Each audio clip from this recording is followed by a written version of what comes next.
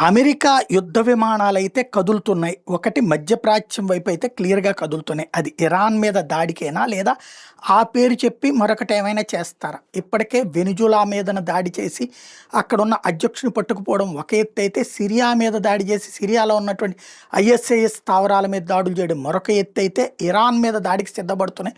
కొన్ని పాకిస్తాన్‌లోని ఎయిర్ బేస్‌లో దిగినాయి. కొన్ని ఏదైతే ఖతార్ ఎయిర్ బేస్‌లో దిగినాయి అన్నటువంటి మాట వినబడుతోంది. అట్లాగే ఇజ్రాయెల్‌కి కొన్ని వెళ్ళినాయి అన్నటువంటిది. ఓవరాల్‌గా 3 nuclear war command and control planes తాజాగా మన ఏదైతే విమాన ట్రాకర్‌లో కనిపించిన విషయాన్ని పబ్లిక్ గమనించారు. అది సోషల్ మీడియాలో వైరల్ అవుతున్నాయి.